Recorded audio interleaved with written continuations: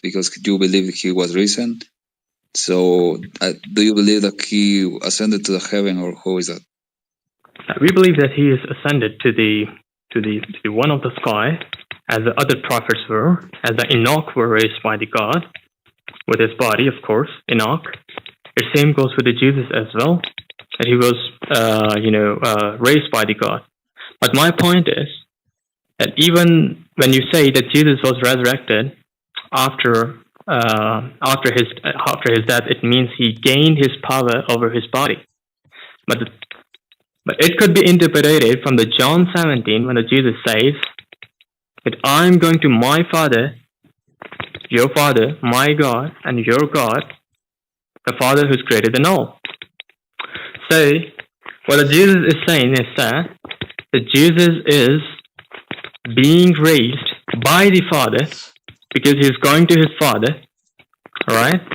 So because we know through the other biblical verses that Jesus say, I can do nothing of myself. Yeah, whatever I do is just what I am commanded to do by the Father. So if you will put up all of these verses together, so we can reconcile it with the logic and the rationality. When the Jesus gained his power or control over his bodily functions, not because of himself, but because of the Father.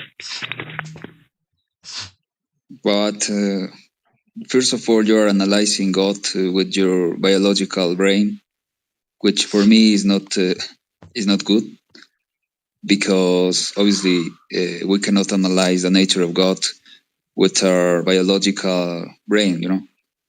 Obviously, God is more than that, more than this reality, more than this universe. He belongs to another reality.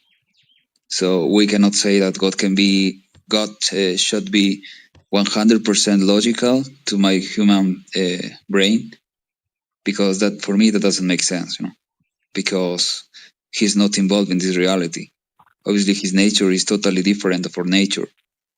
Besides, you said that you said it is about you're only speaking about the accounts which tells about when Jesus said that I'm going to go to my Father and my God, but you are forgetting when Jesus said that he will sit in the right hand of the throne of God. The throne of God. So, okay. But he is now sharing the throne of God, So how could be, if he wouldn't be divine, he couldn't be sitting the throne of God now. But now he sits in the right hand of God, sharing the throne of God, because he all the time claimed to be the Son of God. And when he claimed that, it was literal. It was not symbolic, because he said, "My Father is God. I am the Son of God." And if you review the Gospels, when he said, "My Father is God," is because that is literal, because obviously his mother was Mary, and his father was God. Because Mary conceived for the power of the Holy Spirit, right? So his father, in a literal way, was God. So he claimed all the time when he was on the earth that he was divine. And now he's sitting in the right hand of God. So he sits sharing the throne of God, And only someone who is God can be in that position, can be put in that position. Okay. Now, let me address all of your arguments that you put forward.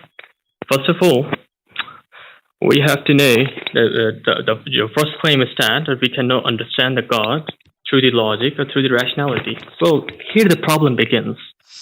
When you say so, that we cannot understand the ontology, or we cannot prove the necessary being existence with the logic and the rationality, how would you convince an atheist people or agnostic people towards a Christianity? They would say, why we have to believe in a Christianity when there is no use of brain there, when there is no use of a logic? I didn't say that, I can say that we can comprehend only one part of God, but not the whole nature of God. That's my point. Yeah, because if you want to convince an atheist and you speak to an atheist about the resurrection, that is going to say, "Oh, you're crazy. That doesn't exist." Can I complete it's also okay, but don't say that. I didn't say that We cannot that. It's only a part, you know. We Yeah, cannot comprehend the whole nature of God. I say that. I got you. But my point is still your whole the crux of your statements was the crux and the crucifix of your statements was we cannot understand that Trinitarian mystery.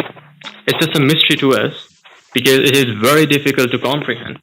Well, when you say so, when you have been shown the incoherency of your belief, not only you, but the Christian often resorts to arguing that the reason and logic has no place in a religion, that rationalizing theology is a contrary to what Revelation teaches. So I will show you why this is false. The first problem that follows from asserting the reason is unreliable is that this is a self-defeating claim. How else can the Christian possibly prove that this claim is true except by resorting to rational argumentation? Furthermore, the reason is a criterion for distinguishing the true religion from the false one. So the Christian who claims that the reason is unreliable is undermining the basis upon which his faith is built upon in the first place. So what my point is, we Muslims believe that the reasons are guided by the revelations. Yeah, you can talk about the metaphors, that the metaphors does not always require logic, such as Jacob wrestles with the God. So of course it doesn't make any sense, but we know it's a metaphor. So we take these verses as a metaphor, and we know that it could be interpreted into many ways. But we cannot say that the theology cannot be explained through the logic and the rationality, because there are the dozens of the scholars who passed in the history. Not the total. We can understand God until some point, not the whole nature of God. But you can understand your God 100%. If your God is 100% logic for your biological brain, okay, my friend, maybe your God was invented by the human mind, you know. Yeah. Because obviously God only can exist in another universe, in another reality.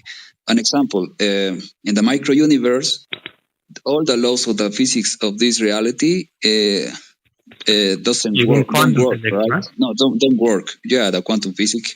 You could go to the micro universe with the laws that you know on this reality. You will get lost, you know, because in this micro world you will see a lot of contradictions. You will see two particles in the same.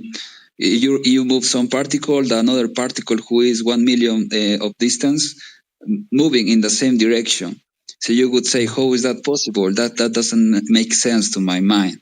But if something doesn't make sense to your mind, that doesn't mean that reality doesn't exist. So the same is with God. God belongs to another reality. God doesn't belong to our reality. So if God says, God says that the nature of God is God, His logos, which is the power of God, because the logos is the living power of God, and the Spirit of God, you are saying, well, yeah, maybe it's kind of difficult to understand to us, you know. Is logos created or uncreated? No, the logos cannot be created, because the logos is, you know, I'm saying the nature of God is God, His logos, and His Spirit. That is His nature. You believe so you cannot say that. Yeah, so do you believe that?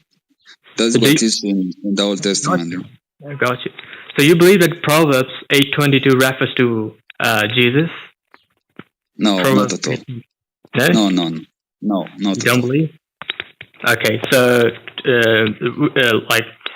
8:22 verses are referring to whom? Solomon? You're speaking of the wisdom, that the beginning the wisdom, was the wisdom, and He was in the beginning. No, it's only a metaphor about how wise is God, how wise was God when He created the world and the universe. Okay, so do you believe that? So do you believe Colossians 1:15 is referred to Jesus, right? Jesus is the firstborn of all the creation. No, it says the firstborn, not the first one, the firstborn. And the firstborn also, you know that Israel was called the firstborn as well? So tell me, Israel was the first nation in existence, or it means that Israel was the most exalted people Well, exactly. above all the other nations. Yeah. So whenever the word creations mention, whenever the firstborn mention is above, the firstborn amongst their community, such as you gave an example of children of Israel, they are the firstborn among their a ruler among their and higher authority. Same goes with the